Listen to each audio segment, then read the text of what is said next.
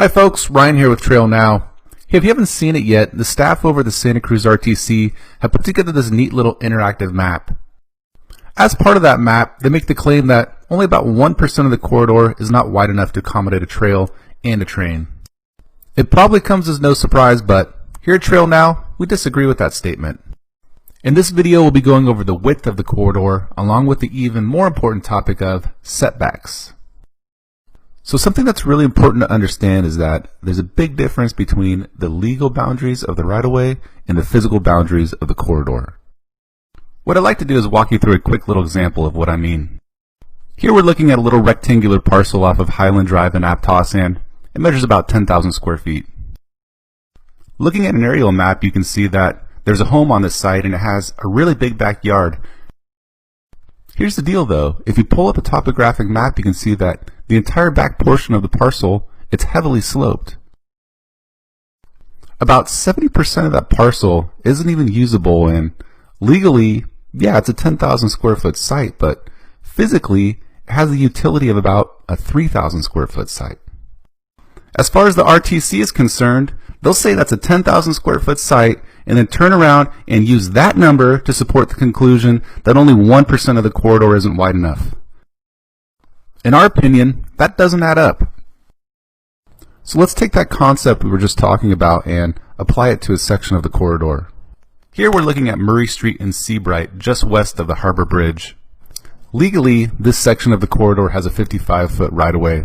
However, let's take a closer look on the ground. As you can see, this portion of the corridor is heavily sloped on one side, and it should be noted that because of the alignment of the roadway and the bridge, the trail actually would need to be put on the inland side of the tracks. Here's a cross-section of that portion of the corridor, and the legal right-of-way is 55 feet. However, the actual physical boundary, it's only 30 feet. Now, here's a critical point I want to make, and this is very important. When we say it won't fit, we're not saying you can't put a trail here. What we're saying is you can't put this trail there. This is the cross section from the plan along Murray Street, and simply put, this will not fit. If you did want to build a trail there, you need to remove the trees, excavate the hillside, and build about an 11-foot retaining wall. Now, I'm not a civil engineer, but with a tape measure and a simple sketch program, I was able to put this together in a couple hours. The fact that there isn't a single diagram in the entire plan that looks remotely close to this creates a lack of credibility. Next, we'd like to talk about something that's even more important than width, and that's setbacks. The setback represents the distance between the center line of the tracks and the edge of the trail. Adequate setbacks are critical for railroad operators. Having a trail too close to the tracks increases the likelihood of being hit by debris or rocks kicked up by the train wheels. Also, a close trail can provide access for a malicious individual looking to throw things onto the tracks, at the train driver, or at passengers. Lastly, placing the trail too close to the tracks creates a precedent which would encourage the public to go close to trains and other places that haven't been specifically designed for public access. So what is an adequate setback distance?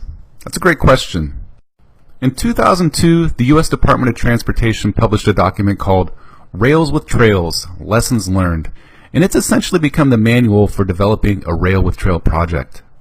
The document includes several factors to consider when determining an appropriate setback distance. First and foremost is the type, speed, and frequency of the train in the corridor. So here's something that's really important to know.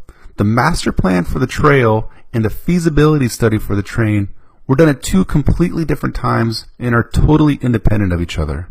As a matter of fact, nowhere in the master plan for the trail does it even mention the type, speed, or frequency of the trains that are included in the feasibility study.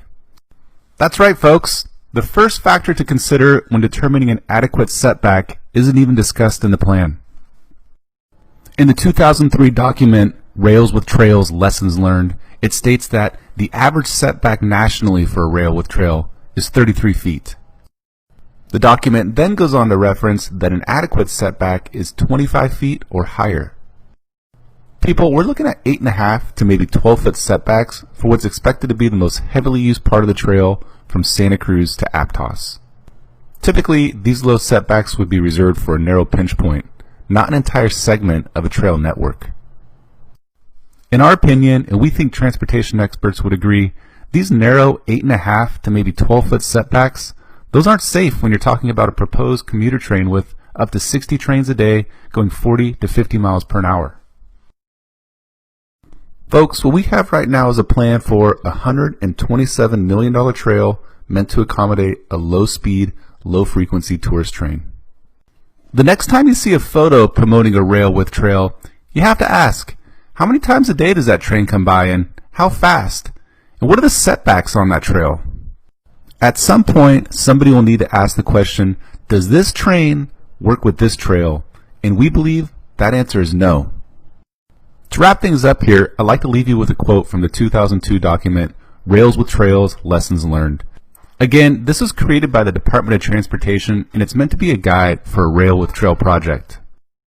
In the document, it states, many types of terrain pose challenges to a rail with trail design. While a railroad corridor may be 100 feet wide or greater, the track section may be within a narrow cut or on a fill section, making the placement of a trail very difficult. The document then goes on to state that a rail with trail and very steep or rugged terrain with numerous bridges and trestles simply may not be feasible given the need to keep minimal setbacks from the tracks, meet ADA requirements, allow railroad maintenance access, and still have a reasonable construction budget.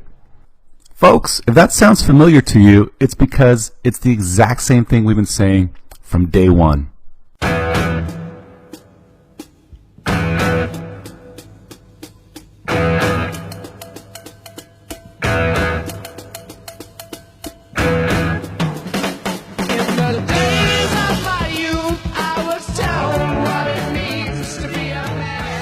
Thanks for watching, people. This was a long one, but it's important to get that information out there.